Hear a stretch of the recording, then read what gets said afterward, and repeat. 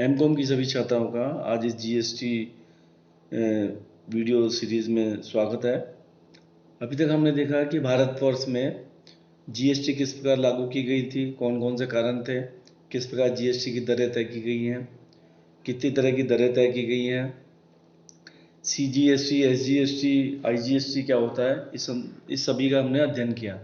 आज की इस लेक्चर में हम अध्ययन करेंगे कि भारत में जो जीएसटी लागू की गई है इसको किस प्रकार से संचालित किया जाएगा, कौन सी अथॉरिटी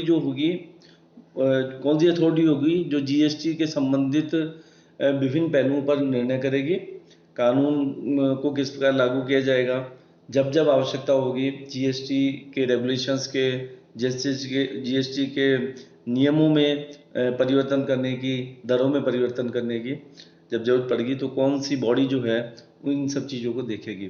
तो इस संदर्भ में भारत सरकार के द्वारा राष्ट्रपति ने आर्टिकल 279 ए के अंतर्गत एक जीएसटी काउंसिल का गठन किया गया, जो कि 15 सितंबर 2016 को इस काउंसिल का गठन किया गया था। इस काउंसिल में जो चेयरपर्सन होगा वो भारत के वित्त मंत्री जो भी होंगे, उस समय जो भी सरकार होगी उसके वित्त मंत्री जो होंगे वो इसके चेयरपर्सन होंगे। इसके अलावा सेंट्रल के जो वित्त राज्य मंत्री हैं वो इसके मेंबर होंगे। इसके अलावा सभी स्टेट्स के फाइनेंस मिनिस्टर जो है उसके मेंबर होंगे। इसकी अतिरिक्त यूटी में जो फाइनेंस के प्रभारी होंगे वो भी इसके मेंबर होंगे। सभी मेंबर्स अपने बीच में से, सभी स्टेट्स के जो फाइनेंस मिनिस्टर हैं वो अपने मेंबर्स के बीच में से एक वाइस चेयरपर्सन का चुनाव करेगी, और वाइस चेयरपर्सन की जो टर्म होंगी वो भी उन मेंबर्स के द्वारा डिसाइड की जाएंगी कि वो कितने टर्म के लिए उस वाइस चेयरमैन को नियुक्त करेंगे। अब इसके अलावा ये जो काउंसिल है ये समय समय पर आवश्यकता अनुसार जब भी किसी कानून में संशोधन की जरूरत पड़ेगी, किसी रेट्स को कम करना है, ज़्यादा करना है, एग्जाम्पशन लिमिट को बढ़ाना है इत्यादि पर अपनी सिफारिशें सरकार को फॉरवर्ड करेगी, और सरकार उन सिफारिशों को जो कि इनके द्वारा रिकमेंडेड है उन सिफारिशों को मानने के लिए बाध्य होंगी, क्योंकि एक बहुत ही ये एम्पावर्ड काउंसिल है जिसके द्वारा लिए गए प्रत्येक निर्णय बहुत सोच समझ के लिए जाएंगे और जो है उनको सेंट्रल गवर्नमेंट के द्वारा मानने की बाध्यता है। इसके अलावा ये जो काउंसिल है ये काउंसिल जीएसटी संबंधित विभिन्न पहलुओं पर अपने रिकमेंडेशंस भेजेंगे, जिसमें जो कुछ एक रिकमेंडेशंस अभी तक जो इस काउंसिल की अभी तक जो मीटिंगें हुई हैं उन अलग अलग मीटिंगों में जो निर्णय लिए गए हैं उनके बारे में जो है इश्यूज हैं उन पर निर्णय ले सकती है। एक तो है कि वो कौन कौन से टैक्सेस हैं जो कि जीएसटी में मर्ज कर देंगे, कौन कौन से सेस हैं जो जीएसटी में मर्ज किए जाएंगे, उसके बारे में ये काउंसिल जो है निर्णय लेंगी। क्योंकि जब ये जीएसटी लागू किया गया था तब मूल भावना ये थी कि एक कंट्री एक टैक्स होगा, जो टैक्स होगा सभी स्टेट्स में एक ही प्रकार की वस्तुओं पर एक प्रकार का टैक्स लगाया जाएगा। तो ये काउंसिल जो है उसके द्वारा रिकमेंडेशंस की जाएंगी कि टैक्सेस और सेस कौन कौन से मर्ज किए जाएंगे। इसके अलावा ये काउंसिल ये भी रिकमेंड करेगी कि वो कौन कौन सी वस्तुएं हैं जिनको कर से मुक्ति की जाए, जिन पर टैक्स नहीं लगाया जाए, क्योंकि भारतवर्ष एक गरीब देश है, यहाँ पर बहुत सारे लोग गरीबी के नीचे यापन कर रहे हैं। तो जो उनकी आवश्यकताओं की अति आवश्यक जो वस्तुएं होती है जैसे खाद्य पदार्थ हैं, गेहूँ हैं, दालें हैं इत्यादि जो चीज़ें हैं जिन पर टैक्स कितना लगाया जाए या उनको एग्जेम्पशन किया जाए ताकि गरीब को राहत मिल जाए। तो इस तरह की जो वस्तुएं हैं जो कि जिन पर टैक्स नहीं लगाया जाएगा, जीरो टैक्स लगाया जाएगा, उसके बारे में भी निर्णय जीएसटी काउंसिल के द्वारा किए जाएंगे। इसके अलावा जीएसटी काउंसिल ये भी तय करेगी कि जो सेंट्रल और स्टेट्स के बीच में टैक्स का बंटवारा है वो किस प्रकार किया जाएगा। जैसे कोई भी ट्रांजैक्शन जो इंटर स्टेट है, यानी एक स्टेट से दूसरी स्टेट में जब माल का या सेवा का क्रय अथवा विक्रय किया जाएगा तो उस पर जो रेवेन्यू मिलेगा उसको सेंट्रल और स्टेट्स में किस प्रकार से उनका बंटवारा किया जाएगा, इस पर भी निर्णय काउंसिल के द्वारा लिया जाएगा। इसके अलावा काउंसिल ये भी तय करेगी, क्योंकि भारतवर्ष में लाखों की संख्या में छोटे छोटे व्यापारी हैं, कोई चाय की थड़ी लगाता है, कोई छोटा किराने का व्यापारी है, कोई कपड़े का व्यापारी है, कोई फेरी लगाता है। तो ऐसे व्यापारी पर जीएसटी किस प्रकार लागू किया जाए?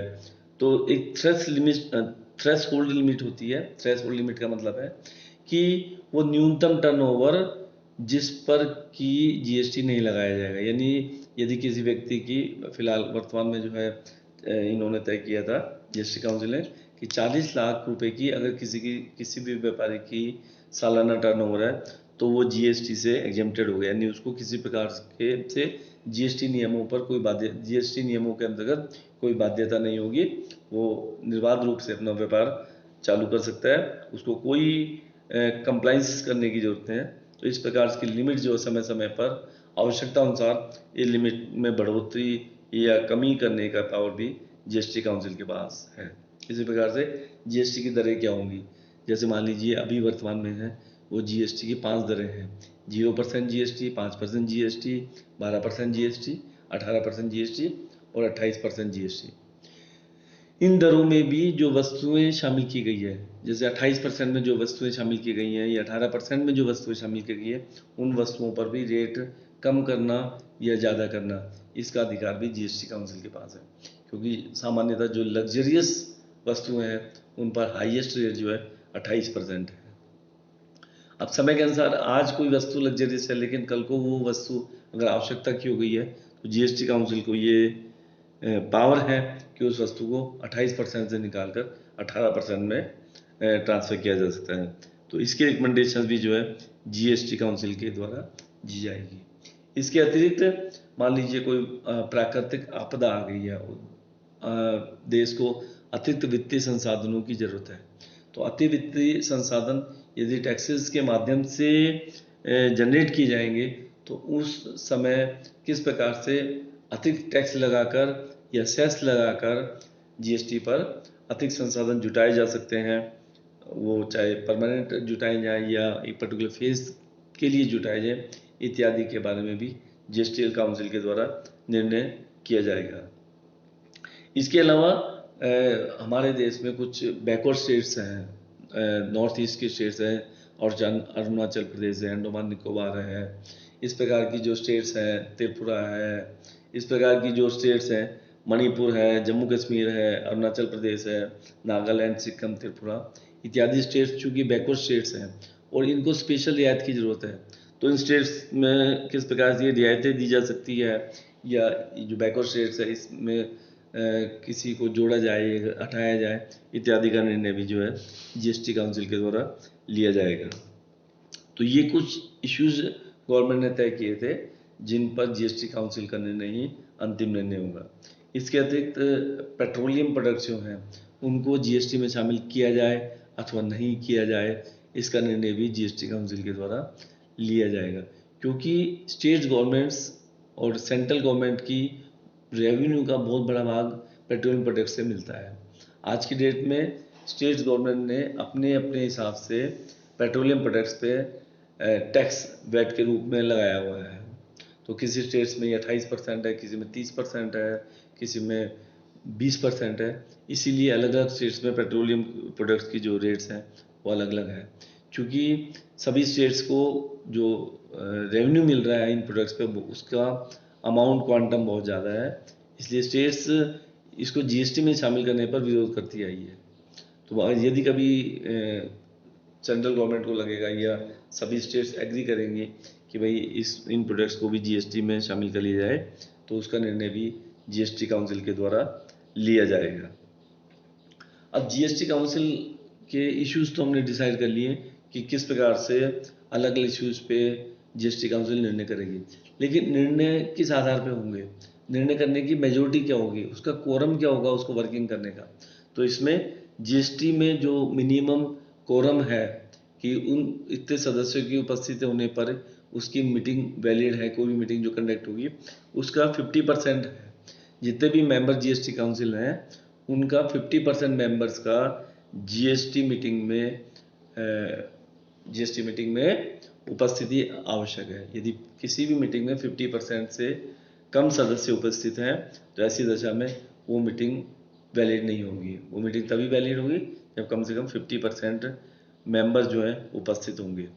और जो मेंबर्स उपस्थित हैं उनमें से डिसीजन के लिए कोरम क्या होगा, तो किसी भी निर्णय को करने के लिए कम से कम 3/4 मेजोरिटी से वो निर्णय पारित होना चाहिए।